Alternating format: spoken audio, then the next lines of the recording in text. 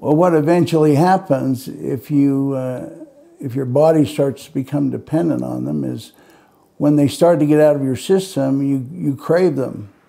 And if you're without them, you feel awful.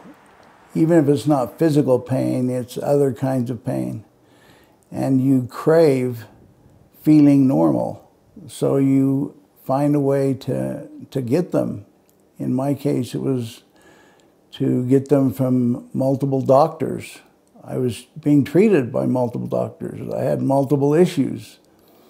But I took advantage of that because I reached a point when my body I didn't feel my body could get along without them.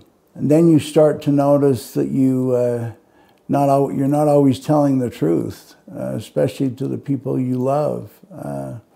I would hide pain pills. Even though I was getting them from doctors, I was hiding them. That's a bad sign.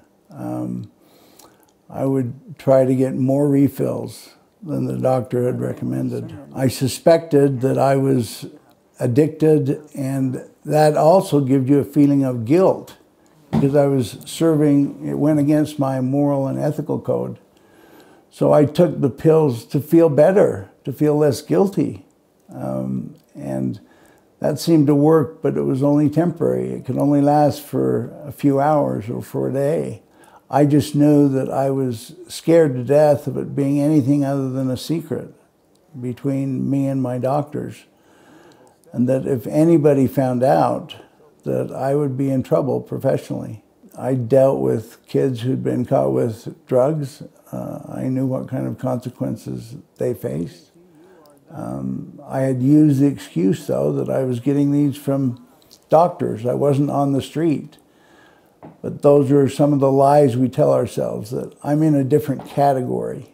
I got a call from the county attorney one day in my superintendent's office, and he said, "We're investigating you for prescription fraud." That was what he said, and that's about all he said. My heart dropped to the floor. And the article that then got printed was me coming face to face with addiction. The paper told the people of Iron County, and then that was picked up by every other paper in the state of Utah. So overnight, the public knew that I was addicted to pain medication. Well, I found for me that music, uplifting music, and establishing a relationship with God were the only tools I had. So I felt there were a lot of miracles that took place in my life to help me get back on track. Well, I ended up having a lot of opportunities after my addiction, both in my field, because I actually got my license back and was able to go to work once again as a principal on an elementary level. So I felt like I'd come full circle and I'd received some kind of forgiveness and acceptance back into my own profession. That was redemptive for me. It also felt like I'd been forgiven, if you will. And so I've been told.